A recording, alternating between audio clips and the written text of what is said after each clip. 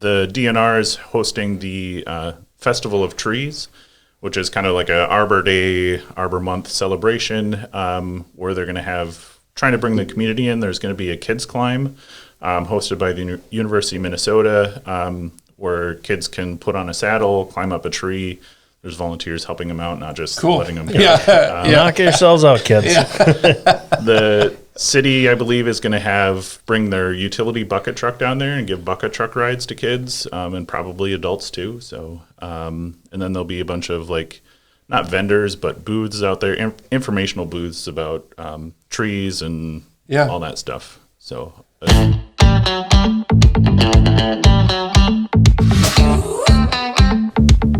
This is the Buffalo Community Podcast, all about the greatest small town in the USA, the people in it, and how it all works together. Here are your hosts, Tyler Reese and Mark Benzer.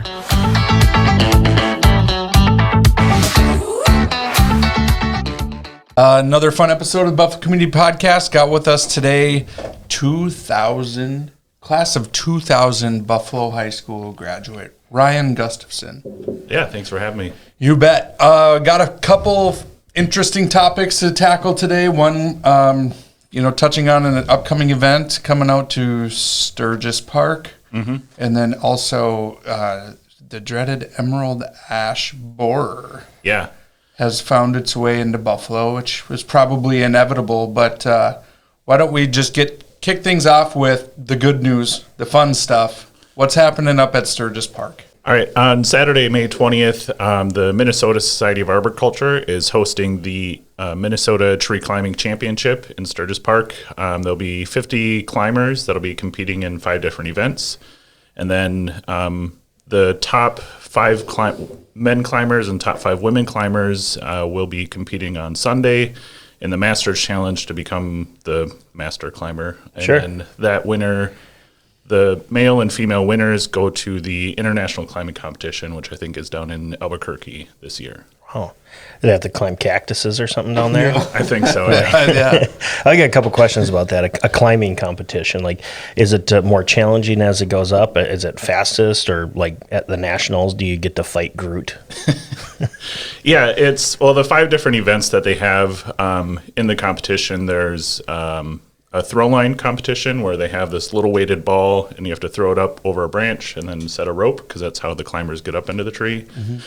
There is an aerial rescue where they have a dummy that is injured in the tree and you have to climb up, get them safely down to the ground. There's a blade speed climb where it's kind of like rock climbing, where you have someone on the ground kind of tightening your rope and you just climb up the tree as fast as you can. Blade. I thought it was blade. I thought, this sounds cool. Yeah, it's a lot of people, when I say tree climbing competition, they think steel timber sports where you're spiking up poles, but there's no chainsaws, no big power equipment or anything like that. It's all just climbing. And then the other events, there's a work climb where they start at the top of the tree, have to hit 5 different stations in the tree and get down within a certain amount of time.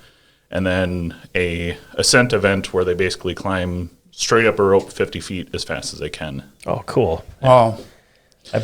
One, that's what I love about Buffalo is bringing unique events like that. I mean, tree climbing, the kite festival, even the cars.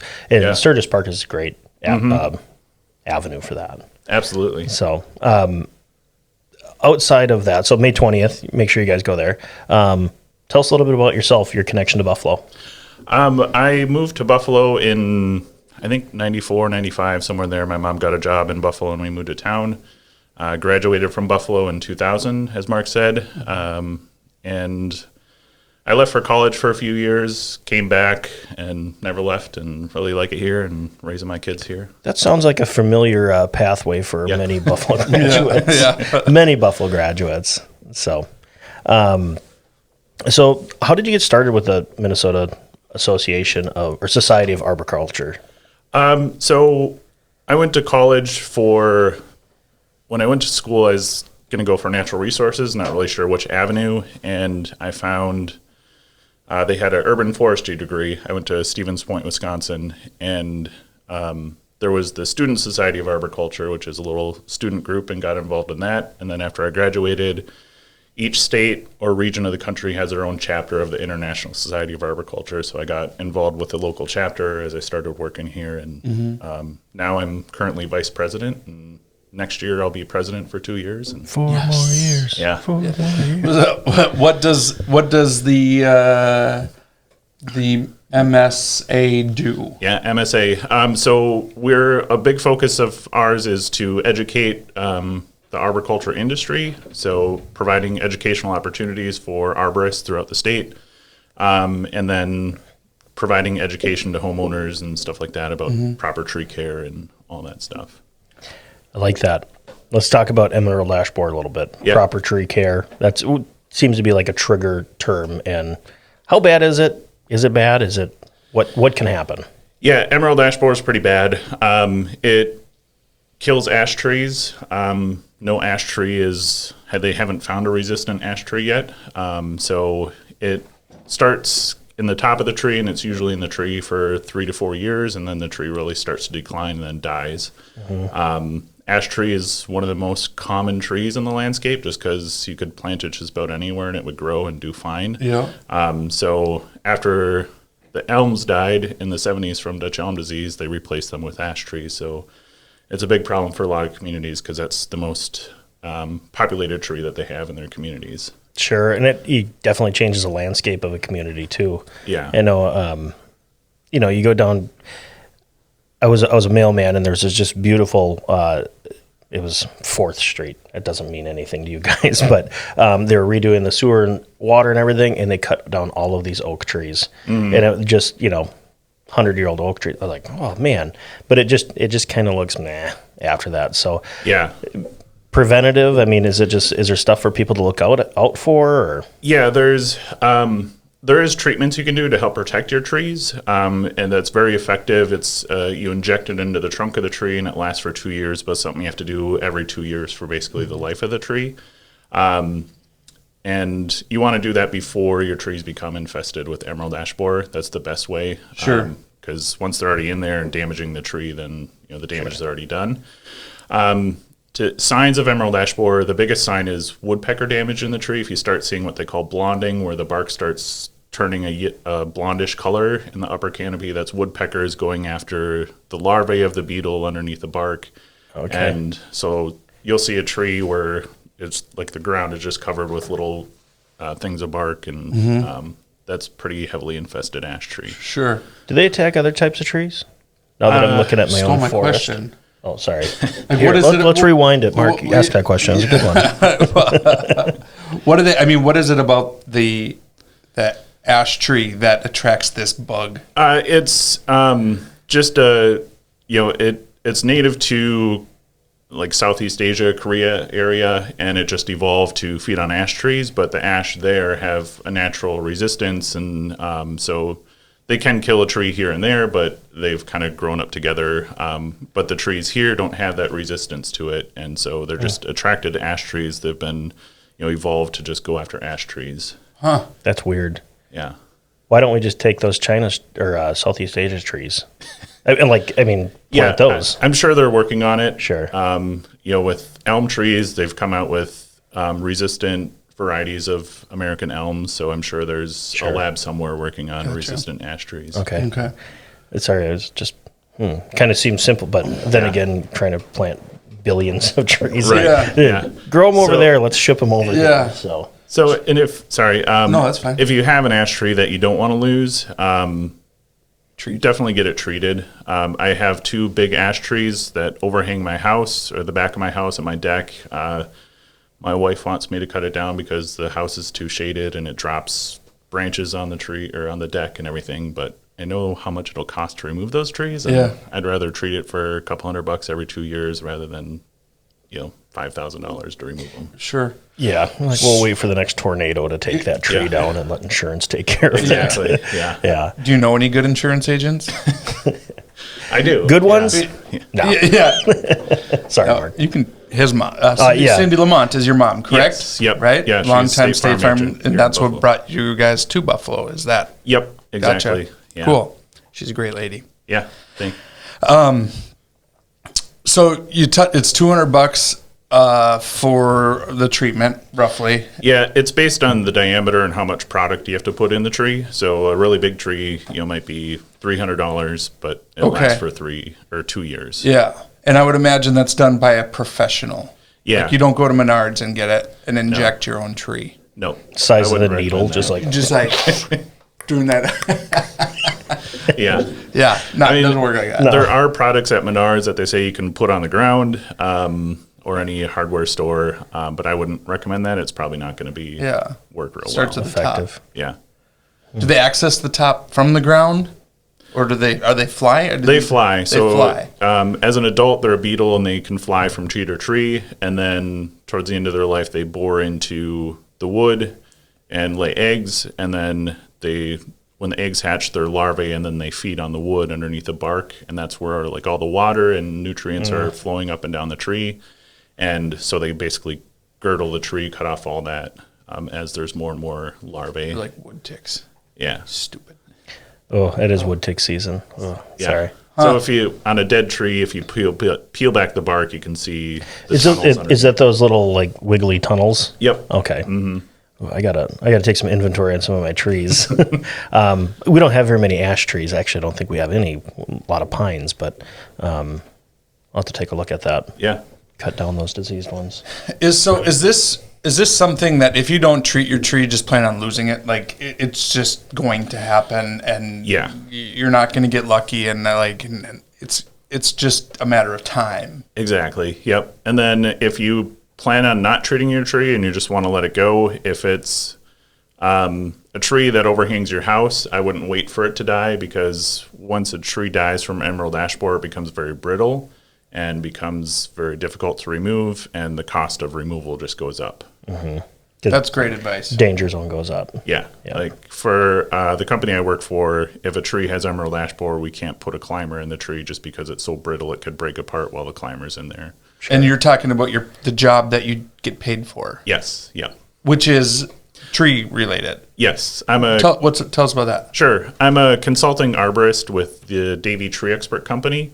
So basically I go out to people's homes, talk to them about their trees, give them recommendations on, pruning, removal, treatments of their trees, and just keeping their trees healthy. And I would imagine your company does the treatments, Yes. Yeah. right? So if they had questions or wanted to reach out to you, you guys work in the area, you're in the area, and Yeah. Davey Tree, we're nationwide. We're one of the largest and oldest tree care companies in the U.S. It was started in 1880 by John Davey in Kent, Ohio, and that's where our headquarters is, and we're 100% employee owned, which is really cool. And then we have 3 offices in the Twin Cities. We have one in Plymouth, which services the Buffalo area, and then Eden Prairie, which is the office I work out of, and then South St. Paul. Sure. Now, when I hear a couple $100 and the importance of having trees around, people like that, are there any resources for people to go to, whether it's the DNR or somewhere at the state, that might help with some of that cost or defray, or is it just, plan on losing your tree? Yeah, unfortunately not. There's not resources right now for homeowners for treatment costs or removal costs or anything like that. At a conference I was at, Valerie McClanahan, who's the urban and community forester for the DNR, she had said she's possibly working on trying to get some grant funding to help homeowners, because if you have 10 ash trees on your property, it's a pretty big expense to get rid of those. And Yeah. I mean, it's kind of a public thing as well. I would look at it as like maybe the DNR maybe would put some importance on that of keeping that habitat. So yeah, there is grant funding for communities to help manage ash trees. The city of Buffalo last year got a grant to do a tree inventory, so they know what types of trees they have, where they're at, along roads and parks and stuff like that. So the city knows where all their ash trees are, so they know how many they have and all that. So Sure. they can kind of start budgeting for removal, or if they want to do treatments and stuff like that. So do we have? We have a lot, right? It's a common tree. It's one of the most common trees. Yeah. I don't know offhand how many the city of Buffalo has, but they know. yeah. They have an Sure. idea now. What are they climbing at Sturgis? I mean, are those trees? Ash. That's generally ash tree. I mean, are those maples or? I mean, there are some oak trees that they're climbing. Okay. I think there's a basswood in there, hackberry. I think that was it. hackberry. And don't worry, with all the trees that they took out along Central, none of those were affected. No, thankfully So, not. yeah. We're far enough in the park away from 25. Yeah. I think that'll be interesting. It's going to be guaranteed great weather that day as well. We're putting up with all the crappy weather right now. So for that weekend, it's going to be a ton of people out and about.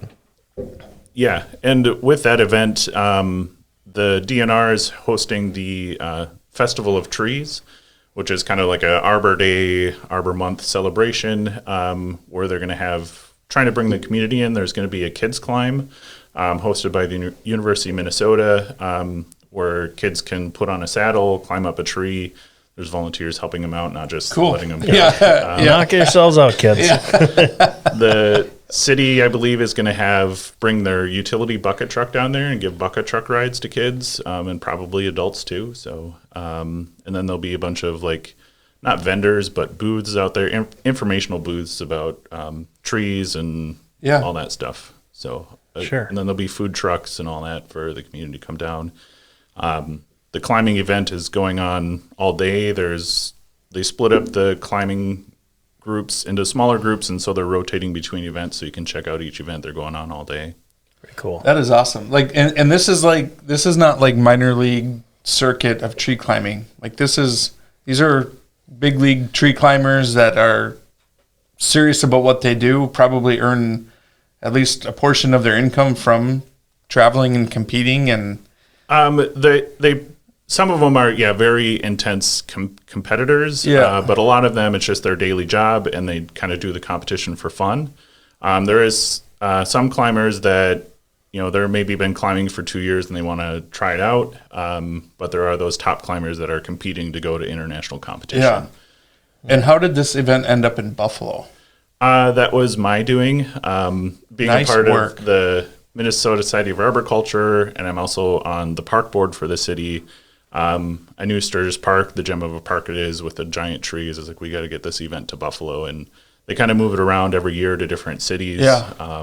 And so I brought the people that organize a competition. I brought them out to Buffalo and had them look at the trees, make sure they work for the competition, and they said yeah, and they loved it. And the city has been great with helping us reserve the park and being available to make sure the event goes off without a hitch. Yes, they reserved it well in advance to looking for my own event, not to compete with your guys's, but I said I'm going to throw a shameless plug in here, and if we haven't lost them by now, or they're probably going to be listening, but we also have an event over in, so it's going to be a full day of events over at Pulaski Beach. We're going to have food, hot dog games, we're doing a grill giveaway, so it'll be really fun. So a lot of things going around town at that point. Yeah. I was going to say, I would like to think that I could have become a pretty good tree climber, except our neighbor kid broke her ankle when we were climbing trees, and my dad put a kibosh to that. Now I think we're 6 or 7. Yeah. Again, when you think this massive tree that you're climbing, you're like, oh, I'm so high up here, probably 5 feet off the ground. But thank you, Devin, for breaking your ankle jumping out of a tree. Yeah, it's funny. Being in the industry and knowing all the safety equipment and stuff you need when you get off the ground, when you get a loft, and I see my kids climbing my front yard tree, and it's like, I'm sorry I got to do this, but I'm going to report you. yeah. That's not safe. That's funny. So, I think you could still climb a tree. thank you. I think you should compete. I'd sign up. I'm busy that day. Oh, They should put amateurs next to the people who actually no. I've seen people climb up those trees, and when you get some tree care, you guys are kind of nuts. When you're up there, oh my goodness. Yeah, it's a lot of fun to watch. And, I went to school and I climbed trees recreationally. It's like, oh, this is so much fun. And then I did it for a summer, and you got a chainsaw in your hand, and you're cutting this big chunk of wood, and it's, tied off, and it's like, this isn't for me. So I never did a whole lot of climbing. Maybe I'll be the ground guy. Yeah. Give you a bid. you're doing great. Good job. There's Gatorade down here when you're done. So, Well, is there anything else that we missed that we could go over as we wind down? I think just, if you hire a tree care professional, a certified arborist with the International Society of Arboriculture is always a good step of kind of knowing that they're knowledgeable about trees and they're not going to do harm to your trees and stuff like that. That's the one plug I have for that. Yeah. Good. Well, thank you very much for coming in. We really thanks for appreciate having it. And Saturday, May 20th, down in Sturgis Park is the tree competition. That whole weekend. So enjoy Saturday, Sunday, I should say. But for the Buffalo Community Podcast, I'm Tyler Reese. I'm Mark Benzer. Ryan Gustafson. Nailed it. Thanks for listening to the Buffalo Community Podcast, produced by Edlin Media. You can find us on Facebook and YouTube, as well as anywhere you listen to podcasts.